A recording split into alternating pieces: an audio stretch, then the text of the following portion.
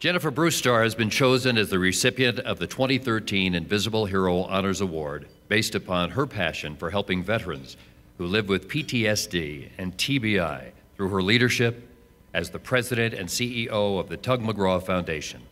Jennifer's mission is helping to improve the quality of their lives while being affected by brain-related trauma is exemplified in programs such as F-Stop Warrior Project and the Invisible Brain Injury Project.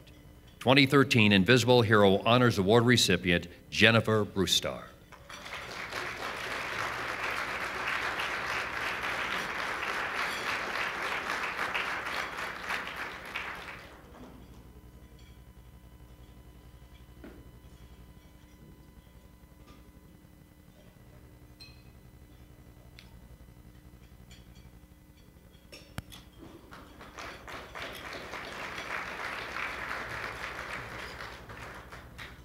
Thank you, first of all, for presenting us with this award. I want to accept it on behalf of the Tug McGraw Foundation and my team. It's really a team thing that we've done, and Wayne and Sherry, learning about this award a couple months ago, it was quite a privilege.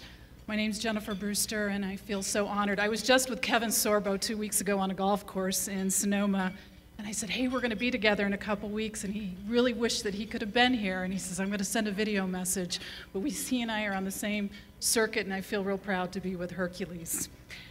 Having said that, I am the co-founder of the Tug McGraw Foundation. Tug was a baseball player. I always start out, if you don't know who Tug was as a baseball player, he's the father of Tim McGraw, and if you don't know who Tim McGraw is, he is the spouse of Faith Hill. And if you don't know who Faith Hill is, we are all in trouble. So the mission of the Tug McGraw Foundation is to improve the quality of life for those affected by brain-related injuries and tumors. I was Tug's caregiver. We, early on, were all in spring training. I was a flight attendant for 24 years with American Airlines. I got a call. My husband at the time was one of Tug's best friends, and we were told to go immediately to the hospital. Tug had shown up to spring training into the locker room on a day that none of the players were there. And he was talking to the towels, which we thought was quite normal for Tug, if you knew Tug and his background of baseball and his zany character. But it was not his humor at the time. He was checked into the hospital. He was given 3 weeks to live. He was diagnosed with a glioblastoma brain tumor. We had no idea what that was. Fortunately for us, his family, Tim was close by at a show. We all grouped together.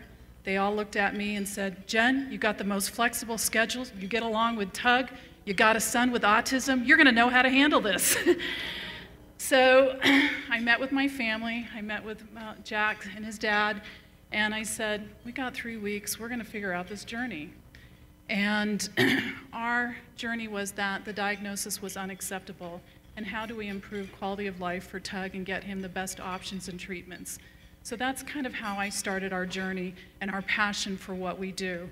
And I got to be honest, Matt, I read your story earlier on, and I was just completely touched. And you are such an inspiration and a great ambassador to this organization, and I personally want to say thank you.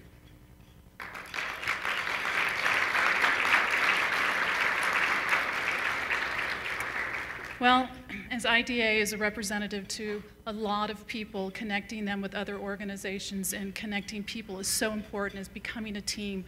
I think what really inspires people to move forward.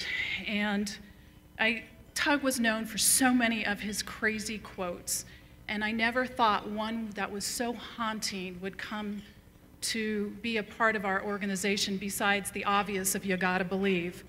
But Tug mentioned one day that he has no trouble with the 12 inches between my elbow and my palm. It's the 7 inches between my ears that's bent. And brain became our focus. And Tug's legacy was not going to be baseball, but how he's going to improve the journey for other people. We were sitting back on a plane coming back from Duke University, where he had the majority of his treatments, and he was across from me on the aisle doing the New York crossword puzzle. And he screams very loud in the airplane, and I was very nervous because everybody knows Tug from Philadelphia on, but nowhere from that destination back. And he says, Jen, 3-letter word, New York Met, Southpaw. T-U-G, Tug, that's me. And I looked at him and I said, Tugger, your legacy's not going to be baseball.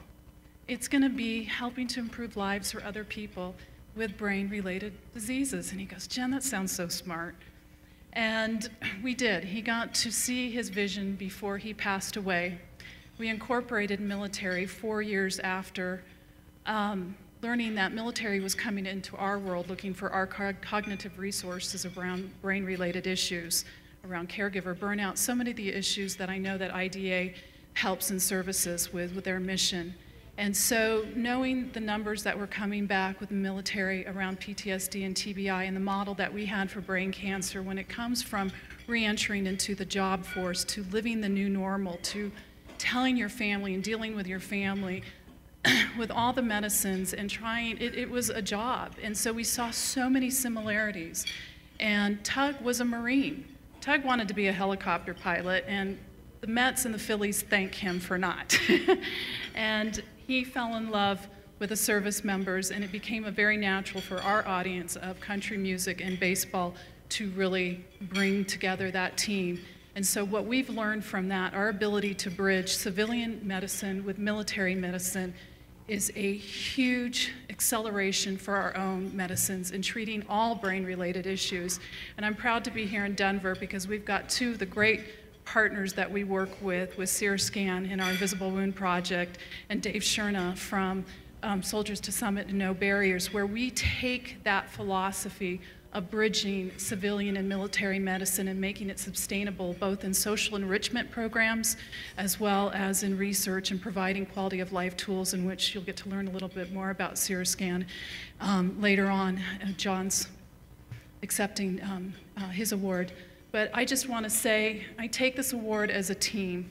And I've got my own staff here. Wendy, thank you. And I'm standing here on behalf of Team McGraw and Tim McGraw, our family and our board. And I want to thank Wayne and his wife for being so brave and having that you gotta believe spirit to be the voice for everyone moving forward in this journey. So thank you on behalf of McGraw Foundation.